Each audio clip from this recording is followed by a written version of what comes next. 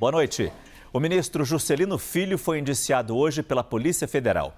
Chefe da pasta de comunicações do governo, ele é investigado por participar de um suposto esquema de desvio de emendas parlamentares quando era deputado federal para a cidade de Vitorino Freire, no interior do Maranhão, onde a irmã dele é prefeita.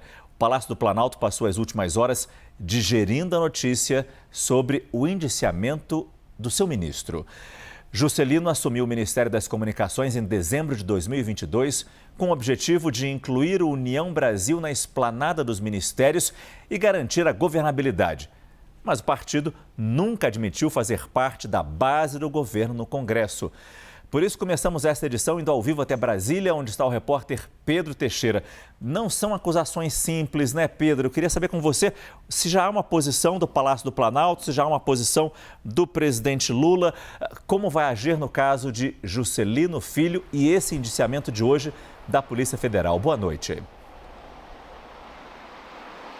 Tudo bem, Márcio? Boa noite para você e para todo mundo que nos acompanha aqui na CNN. A ordem aqui no Palácio do Planalto é aguardar, muito por conta tanto da reação do União Brasil em favor da manutenção do ministro das Comunicações, Juscelino Filho, à frente da pasta, como também a posição política que o governo tem enfrentado nestes últimos dias, várias dificuldades no Congresso Nacional, uma indisposição com a União Brasil pode atrapalhar ainda mais a situação do governo no Congresso. Então, os indicativos dados aqui no Palácio do Planalto, pelo menos por enquanto, é aguardar principalmente o retorno do presidente Lula, que viaja hoje para a Europa, deve retornar no final de semana para o Brasil. E aí, a partir da próxima semana, esse assunto deve voltar a ser discutido. Eles apostam também um pouco em que a água deve esfriar um pouquinho, aguardar um pouco mais os próximos dias,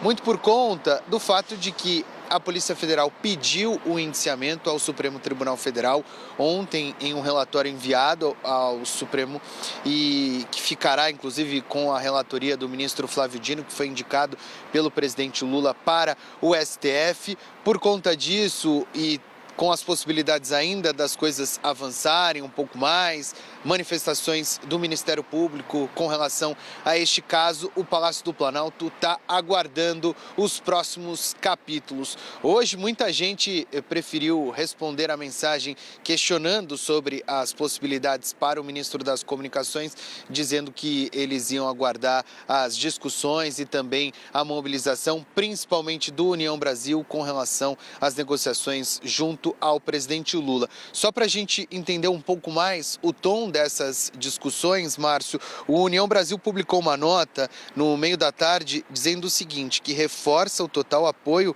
ao ministro das Comunicações e diz que suspeitas são apenas suspeitas. O ministro também se manifestou sobre o caso, inclusive ele publicou um vídeo nas redes sociais e é justamente sobre isso que a gente vai acompanhar agora, a fala do ministro das Comunicações explicando esse pedido de indiciamento da Polícia Federal.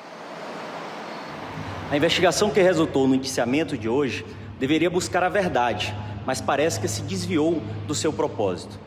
Uma ação previsível, que parte de uma apuração que distorceu e ignorou fatos e nem ouviu a defesa sobre o que de fato estava sendo investigado. É importante deixar claro que não há nada, absolutamente nada, que envolve a minha atuação no Ministério das Comunicações, pautada sempre pela transparência, ética e defesa do interesse público. Este inquérito devassou a minha vida e dos meus familiares e não encontrou nada, revirou fatos antigos de recursos que destinei legitimamente através de emendas parlamentares e cuja execução e a fiscalização de obras não são e nunca foram de minha responsabilidade como deputado. É importante lembrar que indiciamento não implica em culpa. A Justiça é a única instância competente para julgar e confio plenamente na imparcialidade do Poder Judiciário.